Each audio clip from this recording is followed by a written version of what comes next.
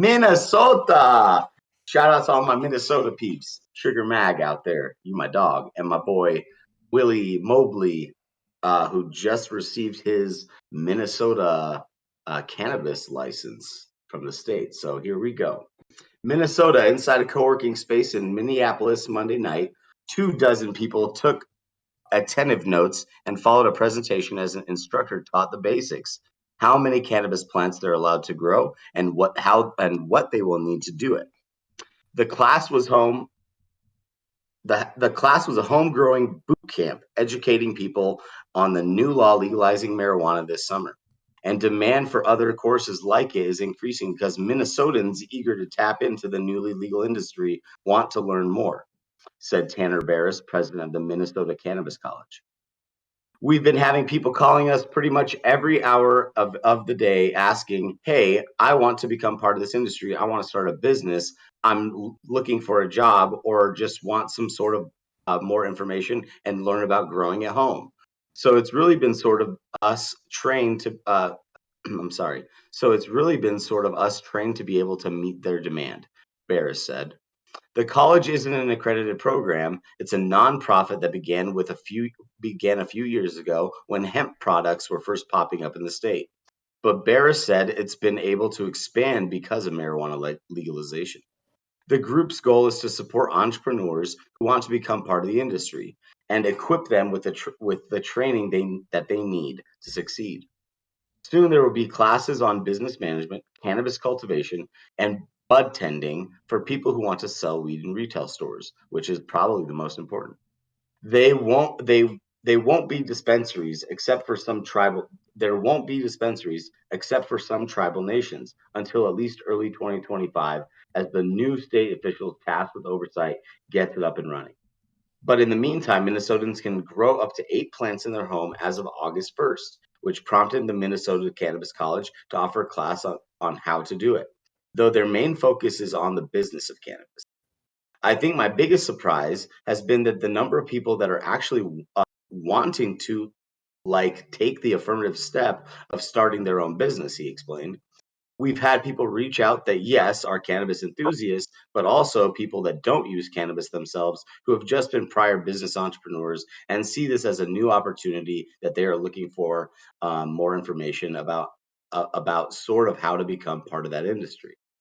Barris told WCCO his group has entirely booked most of its classes it has offered to date. Some are free, but others have a fee to join. St. Cloud State University is the first state school to offer an online certificate in cannabis education.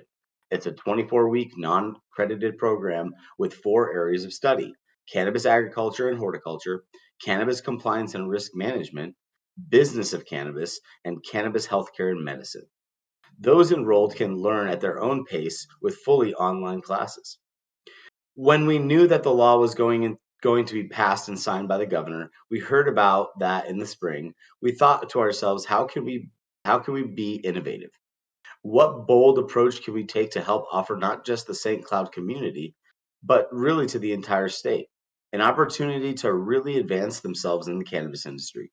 Abraham Hedke, executive director of professional and continuing education at the school, told WCCO in a recent interview. He said interest in the program and enrollment surpassed expectation in its first week of opening enrollment.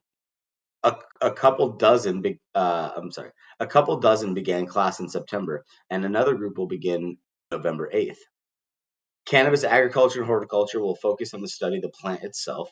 It is the most popular. Minnesota is the 23rd state to legalize cannabis for recreational use among adults and has a medical and it's had a medical program for years. This is Saman Razani reporting for High at 9 News. Guys, what do you think about this? About continuing the educational pathway in Minnesota? Time that they're continuing education. I mean, the reality is we are creating a new workforce in this country, and a lot of those people need to be trained. There need to be quality training places for this and like adequate curriculums that actually teach people what they need to know as opposed to what people just think they should know. Yeah, I mean, and it's a good place to start. Education is obviously key, but I mean, what about the non-accredited status? I mean, these are St. Cloud University is kind of a big deal, and for them to have this program, I think is a big deal. But what do you think about a national accredited program, Gretchen? Where can we expect to see this first, from your knowledge? You're on mute, Gretchen. From you. The dogs. Who let the dogs out? Uh, yeah, the dogs get nuts. Um, I mean, there are various courses in many universities across the country. Um, I think it is difficult to do though, when you have a state by state regulations for everything. Sure, you can teach some basics, but it's hard to teach the rules to everybody when they're different every state. Well, at the same time, too, because of federal funding and whatnot, wouldn't cannabis need to be somewhat legalized in order for there to be a accredited system in You keep place? saying that, Jason. However, there are plenty of universities who've been doing research projects and providing cannabis classes who have yet to have their federal funding pooled. Well, I mean, they don't have industry training classes. They have research. They're not necessarily all research. I mean, there are definitely ones that. Uh, uh, what kind of class are you looking for? Like a Show me a trade cultivation school. class? Show me a trade school, or No, show I'm me. serious. Like, what I'm kind do you serious. Yeah, want? Do you want yeah. cultivation, processing? What are you and looking for? any of those, and I'll take any of those. Okay. Um, Humboldt State.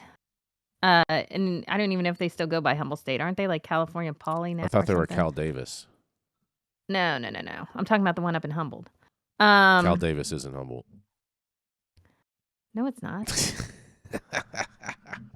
Anyway, I'm trying to think. There, some of the HBCUs have been starting programs. I know in the hemp side of things, Mm-hmm. And not just business programs.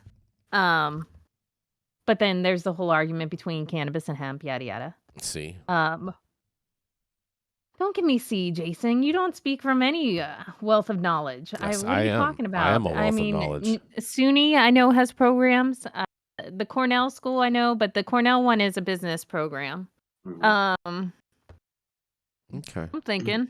Denver University has a law program as well, but I mean, like, what about an Law accredited? program is non-plant touching as far as I'm concerned. I'm like, I want to see like a school where like you're actually like growing weed in their horticulture space or something like Go to that. Where University of Mississippi.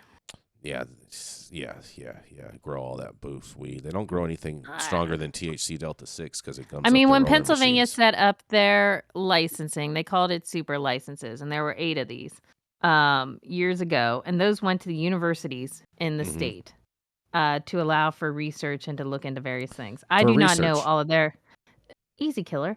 I don't know what all of their research projects are, but to suggest that they're just possibly for medical or something, no, they could be looking at different growing things and all sorts of different. They can be doing all that, but they're not teaching people growing methods and how to operate in a actual work environment. So there again, I guess I mean, I'm right. can you go to like? No, you're not. You're never right, Jason Beck. 100%. What's wrong with just no offense, being a botanist? I mean, I know a lot There's of folks there's nothing the matter who with are it. cultivators who have botany degrees and I things of think that that's nature. I think that's the a fabulous way to go, and I think that does make a lot of sense. I'm all for that. I'm not trying to poo poo on any of that. I mean, I also know biochemists who are processors. I mean, why does everything have to be so cannabis specific? Look, his story is If cannabis you have specific. the background in.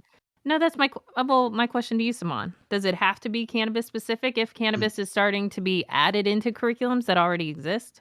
Well, cannabis is really different than a lot of different plant medicines. There's a lot of information and a lot of research that hasn't been done yet. So yeah, I mean, the specificity in the core of cannabis is probably necessary, I would say.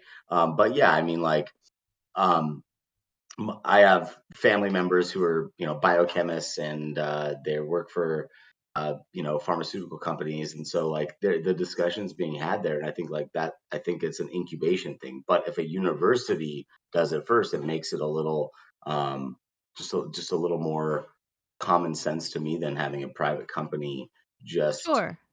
bring in professionals and try to, like, create products or whatever, and the justification behind that. It's the Well, and issue again, is, I can't I can't speak to specific research. We know University of Louisiana, that's how they're doing it down in Louisiana. Everything's going through the universities. I mean, so Gretchen, I But the and program is for Gretchen, people. The university's like I is understand taking what you're on. looking for. I'm suggesting I don't have the knowledge to tell you whether or not they exist, Yeah. but to suggest they that just don't. because Jason Beck says so They don't. doesn't mean that they don't. They don't. They don't.